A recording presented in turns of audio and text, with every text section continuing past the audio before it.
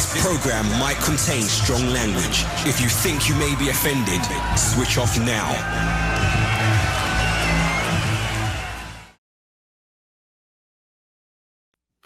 Hello, everybody, and welcome to the debut episode of the Inside Mojo podcast. I'm your host, Rob, and with me is WatchMojo founder and CEO, Ashkan Karbasfrooshan. What's up, Ash? How's it going? Things are great. Honestly, fantastic beginning to 2025. No complaints. A bit cold, but after seeing what happened in LA, never going to complain about the cold ever again. So this is a good point. Hey, perspective, right? Yeah, no, things are good. How about yourself? I'm doing great. Excited to be here. Really excited about this podcast. And so before we kick things off, let's talk about why we're actually doing this. A few weeks ago, you had sent out an email explaining that you were producing a documentary about YouTube's 20-year anniversary and the whole journey of the platform, which coincides with WatchMojo's 20th anniversary. So that was very interesting. And then I approached you afterwards expressing interest in producing some podcast content for WatchMojo. And hence, Inside Mojo was kind of born. We decided to merge the two ideas of talking about WatchMojo's 20-year history and turning it into a podcast. So here we are. So how does it feel to be 2 decades deep into this journey with WatchMojo? Yeah, I mean, I don't want to lie. It is pretty incredible. I remember when I was younger, I would be working at a restaurant, and I remember the manager saying that like 90% of restaurants close within like the first few months, and that stuck with me. And as an entrepreneur, yeah, I mean, we hear about successes and we think they're overnight successes, but they're all 10 years in the making. So did I really think we'd last, 20 months or 2 years? I mean, yeah, obviously you have to be confident and, kind of believe that you can build a team to get stuff done. But no, I mean, I never thought we'd be at it for a decade, let alone 2. And yeah, I mean, I was literally on the beach and one of our contributors just emailed me saying, hey, why don't we do a documentary about WatchMojo? And I was like, look, I know we might care about WatchMojo, and I like to think our fans and community care about WatchMojo. But I mean, the truth is, I think the more interesting story with YouTube and WatchMojo both registering their URLs 20 years ago, them February 15th, us, I think, mid-June. I think a better story might be kind of this documentary that talks about how YouTube went from pariah to belle of the ball. And then we have our little purview and our perspective having been there on day one.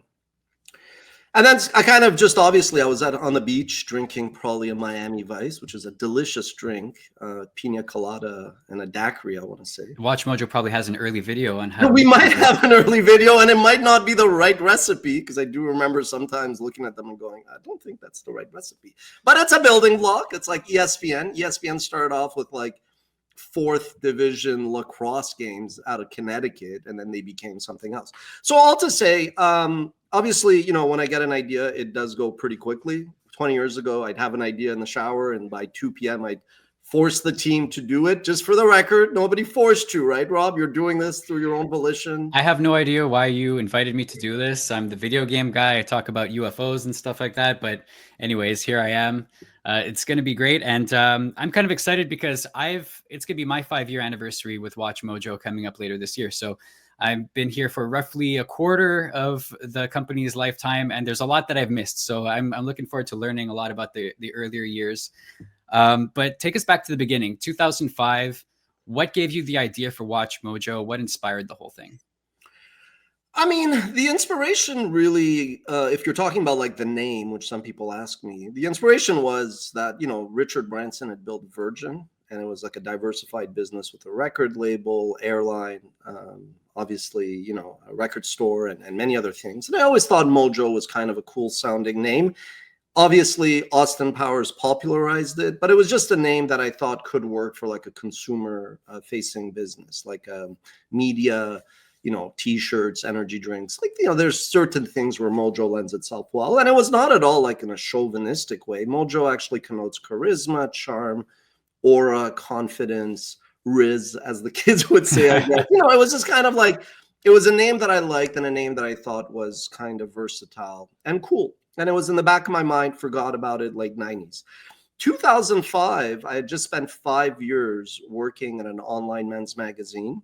Thank you, Terry Teeth.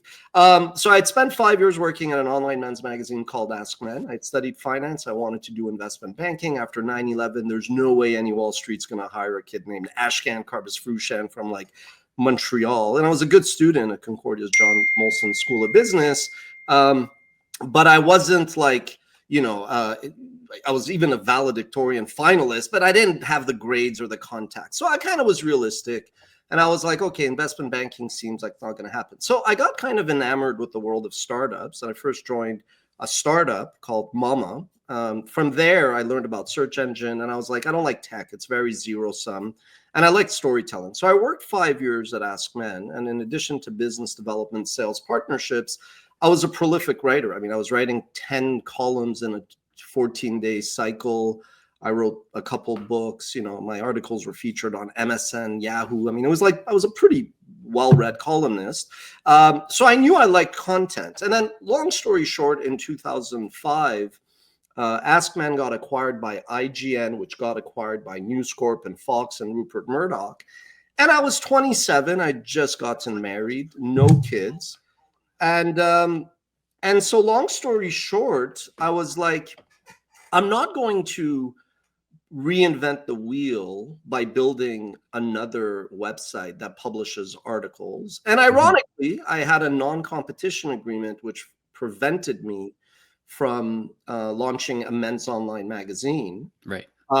So I kind of then said, okay, that's like starting from where I am, what I'm good at, what I'm interested in.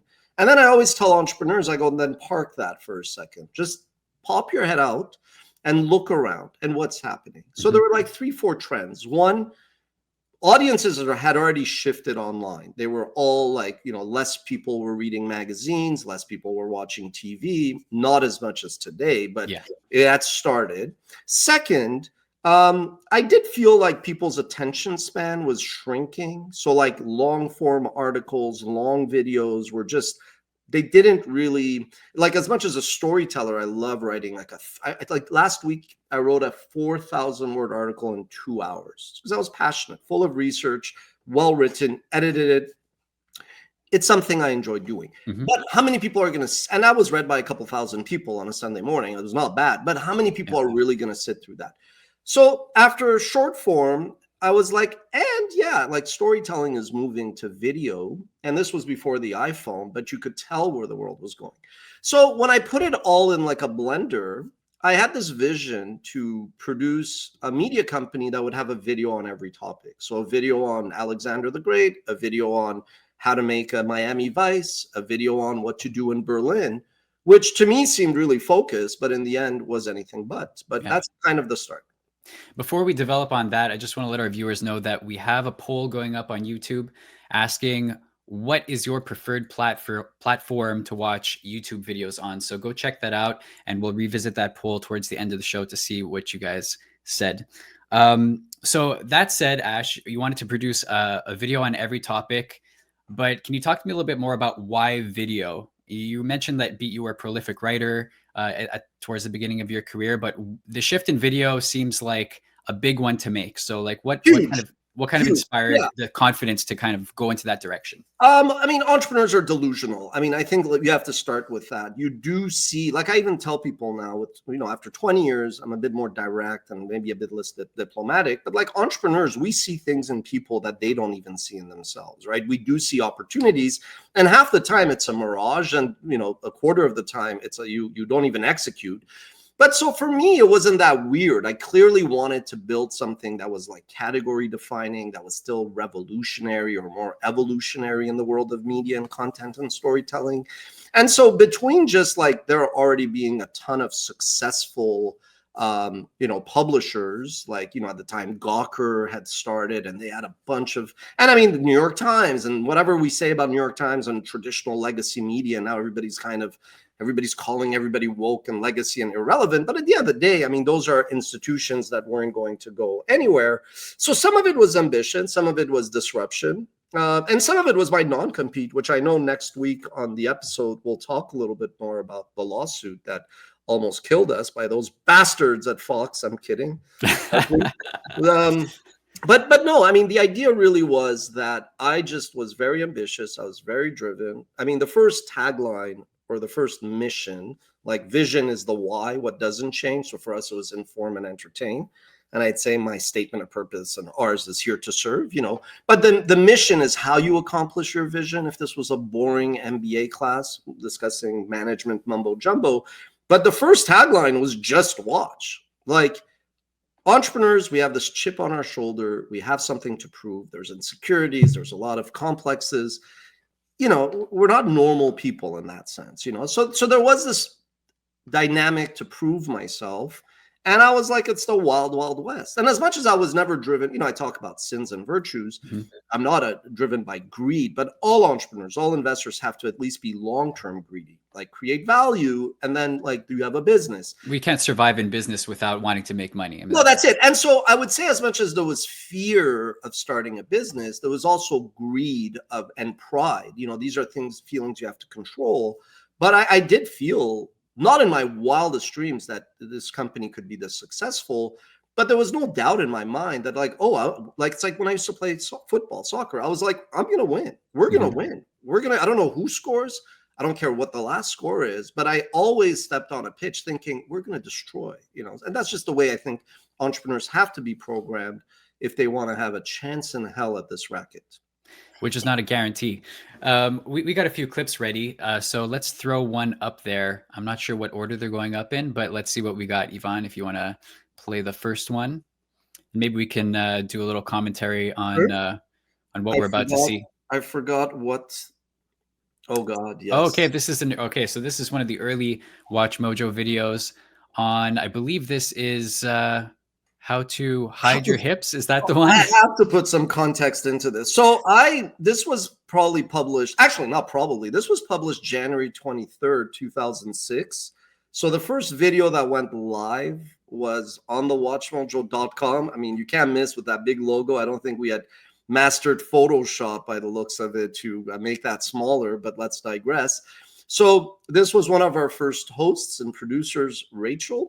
And she wanted to do a video on fashion and style. So that was her idea.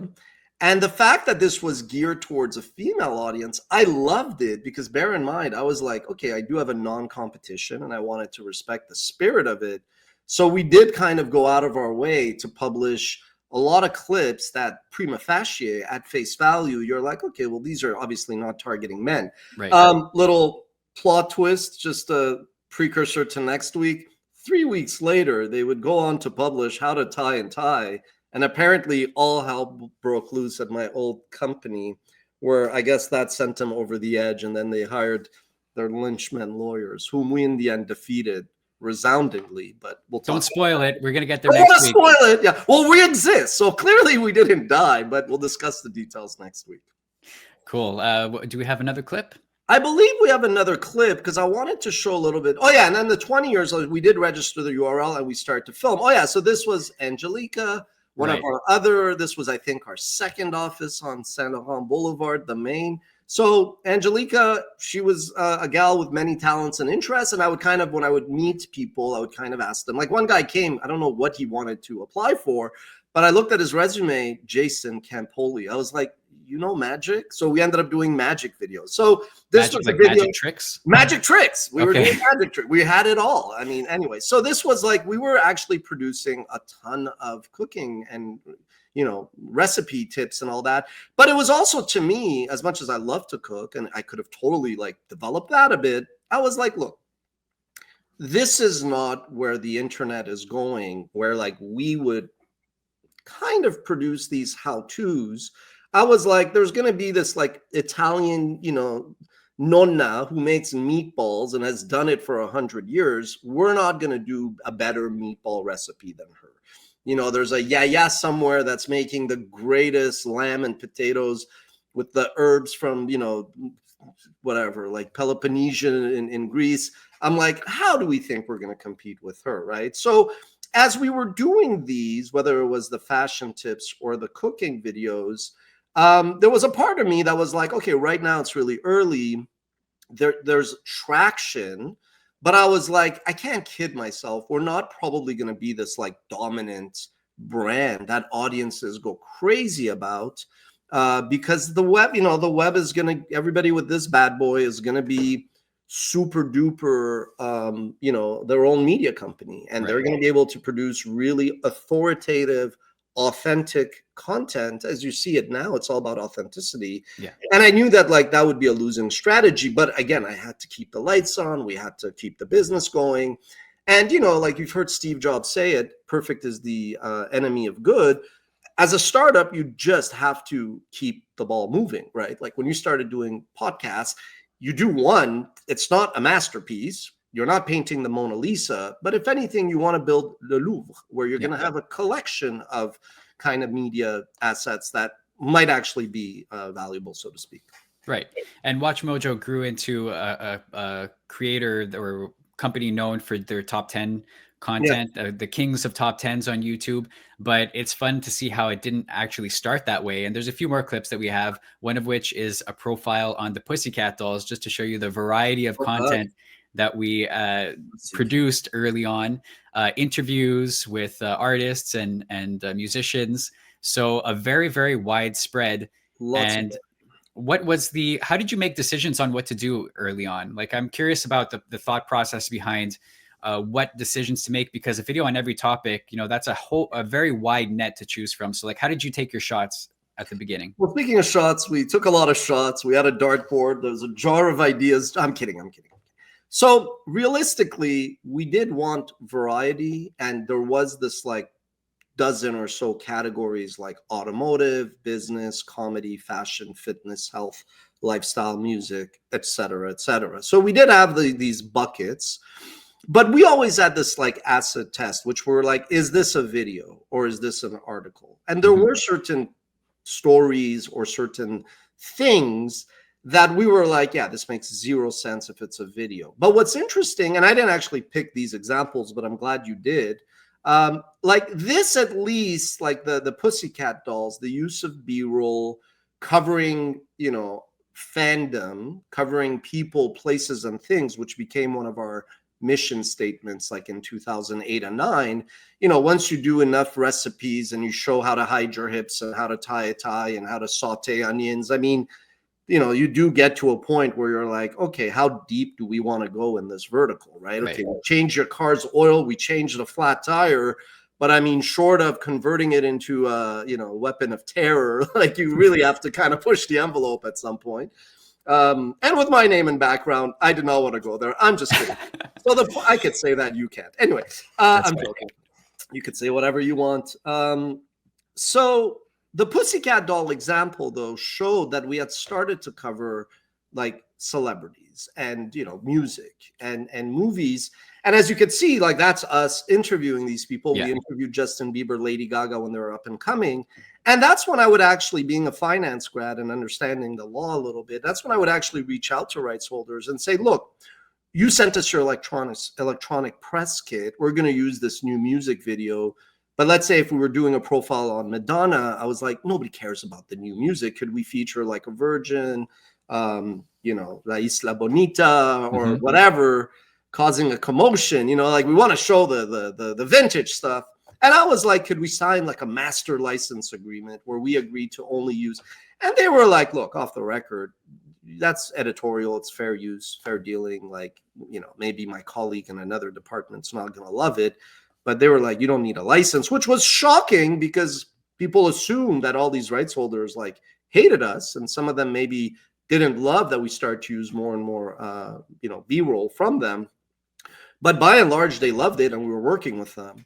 But we'll discuss this, I think, when we talk about Content ID in episode 6. Yes, much more to say about that. But the point was, this is where I started to really lean into even my areas. I mean, I loved history, but I loved the history of sports, the history of business, the history of entertainment. So I was like chomping at the bit. I wanted to it started off with a biography and a profile of every famous artist. Like I literally said, what is Rolling Stone's 500 greatest artists of all time? And I told my team, I'm like, let's just do them all. Let's start with Led Zepp, Beatles, White Snake, Tupac, all of them, Biggie, Wu-Tang, Oakenfold. I love music.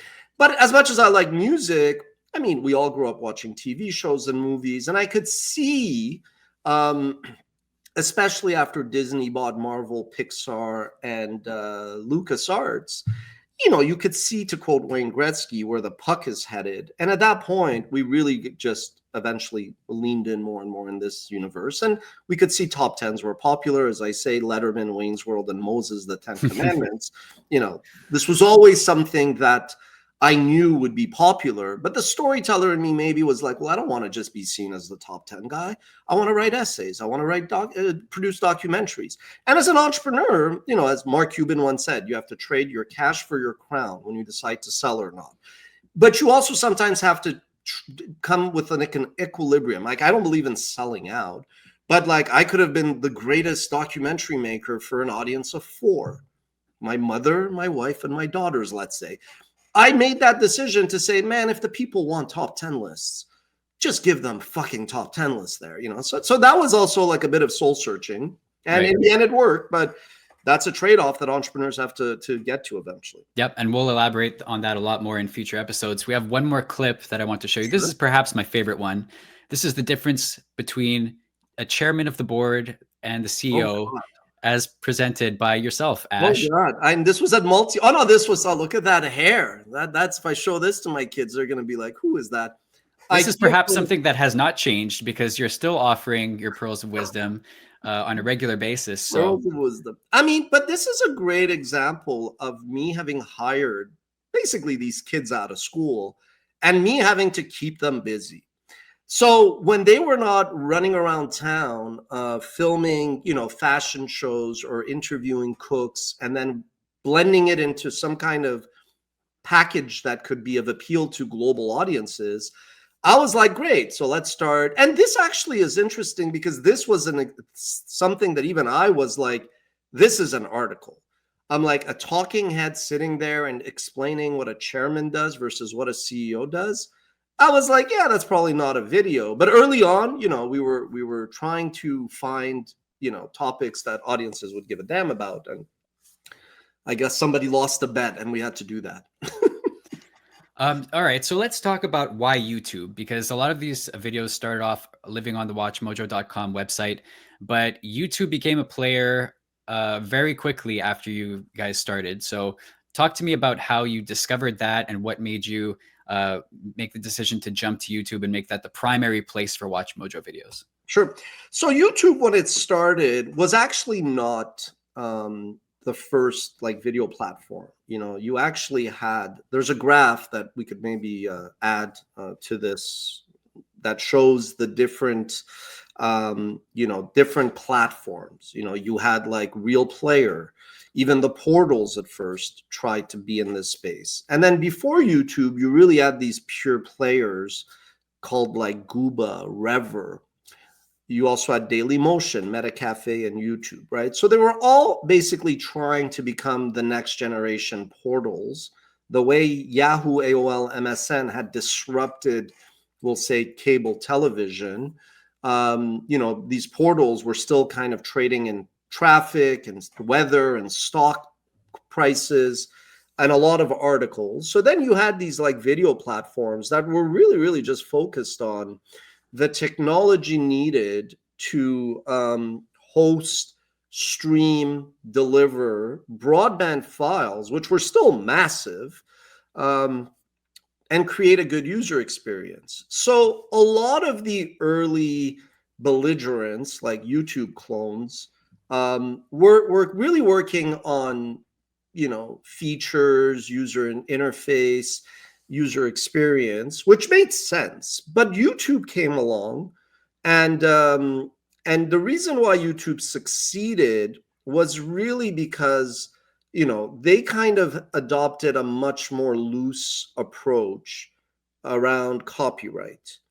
So whereas, like, let's say Daily Motion, which despite its name was actually started out of France, France does not really have fair use or fair dealing, even if it involves polemique, which is like debate. You can use fair use-ish arguments. There's no fair use, right? And then like things like the Telecommunications Act of the late 90s and the Digital Millennium Copyright Act, these constructs were really American in nature. But even American competitors like Rever and Gooba and YouTube could then choose how aggressive they wanted to be. But that's important, right? There's other things like embeddable videos, which YouTube pioneered, which was amazing. You could watch a video, press copy the code, paste it on an article page. That was really like, that's what made it go viral. But YouTube's success, as somebody that was like looking at these platforms, like I was a content producer looking for a marketplace, so to speak. Oh yeah, there we go. This is what I want. So YouTube was actually in the third wave of these players.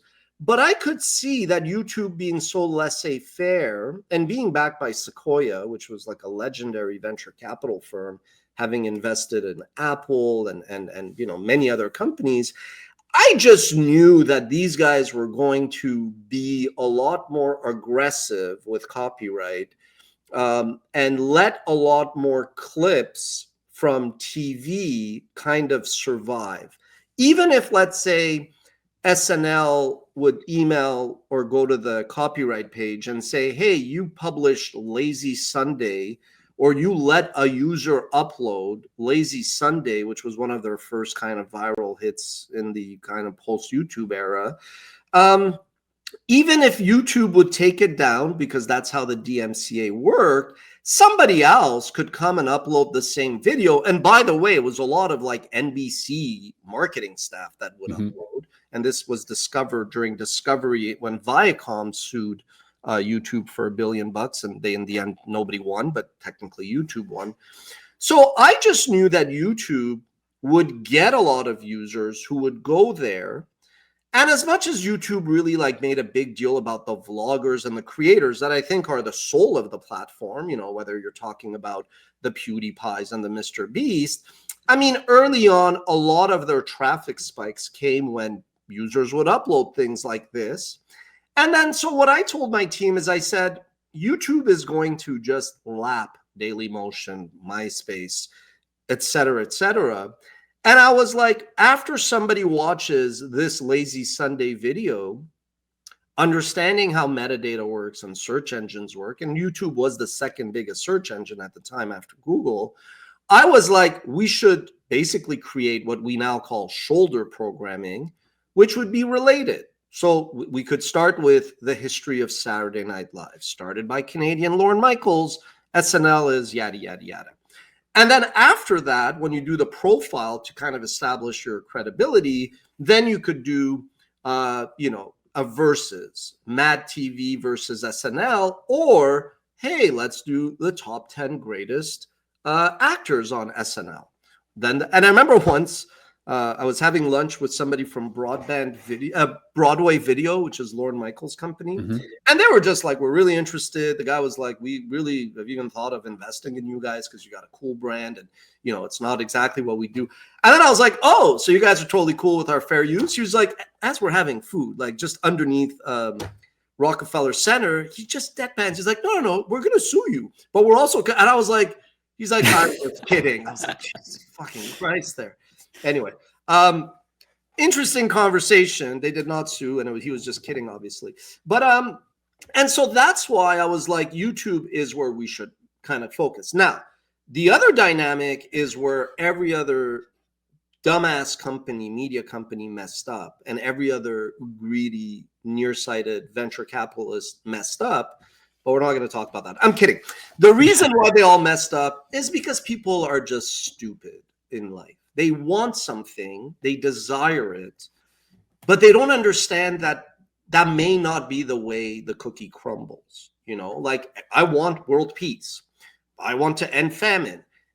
It's not just wishing it, right? So a lot of media companies were like, well, why would we go put our content on YouTube? Why would we embrace and like validate YouTube? I'm like, you idiot. Do you think kids growing up who have never heard of VH1, who have never really heard of MTV, who are building this rapport with the PewDiePies and the Logan Pauls and whoever, the gazillions of creators that are now producing content and engaging, do you think they care if your videos are on YouTube or not? You're just making yourself irrelevant, obsolete. So we kind of took advantage of that ethically. I was like, hey, man, VH1, I used to watch their lists. They're idiots for not embracing YouTube. And I get the business argument. Like, well, we want to own the user. We want to not share revenue. Yeah, you know what? You can want many, many things. But so we kind of just said the world is going in this direction. It's not perfect, but let's be realistic. Let's be pragmatic. So we basically embraced YouTube. And then even though there were people on my team who were like, well, what about the website? I was like, the website, nobody goes to websites for videos. I go, the website will just be a catalog that if ever, God forbid, like YouTube disappears, we're not screwed. We have a backup. But I was like, the world is not going in that direction. And frankly, to quote Mike Milken, legendary investor, philanthropist, and cancer survivor, the best investors are social scientists. Like, if you want to succeed in life and in business, you really need to understand humanities. You need to understand history. You need to understand psychology, sociology, anthropology. Hey, take one. So anyway, all to say that, like, no, I would have rathered if people came to WatchMojo and we were producing 8-hour documentaries. So credit to Young Deuces. Young Deuces, who is one of our contributors, he's the gentleman that emailed me on my vacation. How dare you? No, I'm kidding. I love getting emails at all times of the day. He's the one that was like, we should do a documentary on YouTube, on WatchMojo. And I was like, okay, thank you. Flattery is nice. I'm not Donald Trump. I was like, let's do something on YouTube. But yeah, no, so it was technically, he kind of triggered my memory that before COVID, we had started to produce a documentary and the pandemic changed our Right. And I was going to mention before that we're in a kind of a unique position to be able to do like a retrospective on the history of YouTube through the lens of WatchMojo, which has been around for virtually the same amount of time. So it's kind of a unique, there probably aren't a lot of businesses that could do that.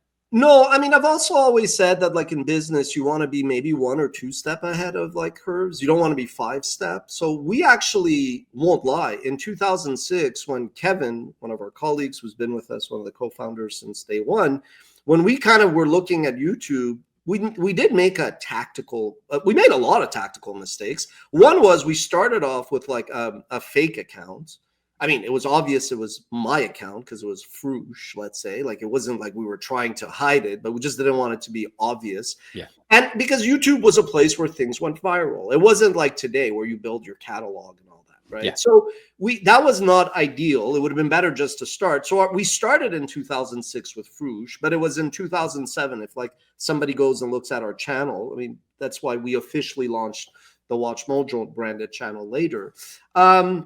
But yeah, no, we were there from the beginning, and it's crazy. I used to email YouTube, and Steve Chen, one of the co-founders, along with Chad Hurley and Jawed Karim, but Steve Chen would reply, and it was like, I mean, he probably owns an island somewhere, living with his 8 girlfriends, I'm sure. But my point is, yeah, we've had a good kind of lens. And I mean, we really did a lot behind the scenes regarding copyright, best practices. I mean, again, like, I had hair like Fabio. Well, that's not true, because you see that video and that hair did not look like Fabio. But I mean, a little closer. Yeah, but building a business on these platforms is intense. But all to say that, with YouTube, I would just say that it's a good thing that we didn't have our huge success until 2012, 13, 14, 15. Because if we would have had success like a lot of the other, like when we're still producing a bit of everything, like that doesn't work on YouTube, which is really very niche. It's like super serve your audience. It's not like NBC where you could have SNL, news, documentary, right? Sitcoms, movies. People subscribe to YouTube channels. They want something very specific. Like, I want vegan breakfast, right? So long story short, it's actually good that before YouTube became like a viable business, we weren't that successful, because those that built a lot of reach early on, but really had no money coming in, they experienced burnout. Yeah. Like, I experienced burnout many times, but at least there was a company and I could still keep the company going forward until it became a viable business platform. So we got the poll results in, cool. But before that, there's an interesting question that I wanted to relay from a viewer, which is, how many top 10s is enough? Well, the question is none, like infinite. You could have all the top tens in the world because you do technically create always like a derivative idea from something that's good, but also the nature of it being covering pop culture, you can have new IP, intellectual property. There's new shows. Like I joke, if I was left to my own devices, everything would be Seinfeld and 80s hard rock and, travel. Like those are my interests. You bring on others, people who care about new shows. So I think that's the beauty of top tens. I mean, when Moses did the 10 Commandments, I'm sure the guy, in the desert was like, all right, that's it. That's the only top 10, like it's the beauty of it. It's the genius of it. The definitive top 10. Sorry? It's the definitive top 10. Yeah, I mean, a top 10 on top 10s, a coffee book table about coffee book tables. But you bring up a good point about new IPs coming out, because that's been a huge part of what WatchMojo's success has stemmed from, is the pop culture phenomena that have arisen over the years and being able to capitalize on that. So as long as people still enjoy consuming media and different IPs are coming and growing in popularity and stuff like that, we'll always have opportunities to dig into that and create content around that. I mean, I think some of our craziness is just liking to rank things. Like we ranked sandwiches. I don't know if we published it, but when I was cooking once, I sent an email. I'm like, we should do top 10 potato dishes. I don't know. I think we did that recently. We did that. Okay, good. I was waiting for it. Refresh. But like an area where I get into disagreements with the team, and given my style, I defer. I'm not here to be a dictator about these things, even if I'm right. No, I'm kidding about that. No. I think the team overthinks the fandom, pop culture, movies, entertainment angle. Yes, that is the lightning in a bottle that we caught because we were ahead of the peak TV era. We were there. Our second documentary was called How Geek Culture Overtook Pop Culture. So again, like these are all things I believe, but I see how they are very rigid and they don't change. When I come and go, hey, we should do a top 10 on whatever, some random idea that's not, I go, there are people that come to us just because they want to see the rank and the entries and our research and the occasional mistake and mispronunciation that people think we do on purpose as some kind of evil plot to get conversation going, which is crazy, conspiracy theory. I assure you, we don't like making mistakes. But so I go, so long as you give audiences that element of surprise where they come to your channel or they stumble upon something and you like delight them with new stories, which happen to be a top 10, you stay relevant in media. The thing that maybe I should be a bit more, and this year, my theme, what got us here won't get us there. I have no problem telling people, yeah, you're wrong, or that makes no sense. I realize like being so, yay, you pooped today by yourself and you flushed, like that Ash had to die, so I am going to be a bit more forceful for us to push the envelope and do things. And some of you are going to be like, I don't like to do this. Yeah, great. It's good. You should not like everything about your work. Like I think when people are too comfortable and complacent, that's how you become MTV, not to shit on MTV, but a bit irrelevant because you have to change, you have to adapt. And entrepreneurs, we're fine with that. The only constant is change. But I realize you surround yourself with really smart people that you need and you can't succeed without, but they don't like change. And the paradox of life that, they're just set in their way. And well, anybody from the team watching, take note. That's what's coming up this year. Brace yourselves, fasten your seatbelts. Over the holidays, I actually tweeted something about the whole, like, what got you here won't get you there. And I said, some of my team are not going to like this. And I guess he's my cousin-in-law, but we're like buddies now. He's like, he called me. He's like, hey, Iranian Rambo, why don't you calm down? He's like, you're on vacation. You're scaring your team with these messages. I was like, no, I don't think I am. But anyway. Yeah, well, we got a pretty resilient team. I'm sure they'll be fine. I want to touch on our poll results. So 106 votes in. Where do you watch the most YouTube content? 50% said mobile, 20% said laptop and desktop, 15% on tablet, and 13% on television. Does that surprise you at all, Ash? Not really. I mean, the stark reality is a decade ago, I'd get a lot of emails on LinkedIn or in my inbox by people offering to build mobile apps and this and that. And they're like, what's your strategy? You're big on YouTube, ergo desktop and laptop, but what's your strategy for mobile? And I was like, I'm quite confident that YouTube is going to be the main gateway to consume videos through your handheld device. I was like, I have zero doubt, for reasons not just like me being like on acid tripping. Like, I've never done acid, but like it made sense that YouTube would be the leader, and they did. And so I'm not surprised that this is the result. But what's really fascinating now is that the fastest growing platform for YouTube is connected TV, CTV, or as they used to call it, smart TVs. And so, yeah, so, this is why I think we've had success, because our videos are of a given length and of a given style that they do work both in short and long. So, I mean, I don't want to say I'm surprised, but I'm also in this racket for 20 years, and this just supports everything else. I would say that television seems a bit low, but Yeah, I think especially sorry, go. considering in my house, television is the primary place where we watch YouTube, and it's because of my kids. Yeah. Like Peppa Pig is running 4 hours a day on my TV. So Peppa Pig is what we strive for to become one day. I'm kidding. So with that, I think let's throw up the roadmap of what we have planned for future episodes, because you won't want to miss episode 2. That's where we are going to dive into the lawsuit that almost sank WatchMojo before it really got started. So the lawsuit that nearly killed but ultimately helped WatchMojo, that's going to be in episode 2. So you don't want to miss that. That'll be next week. And as you can see, there's a lot more to talk about.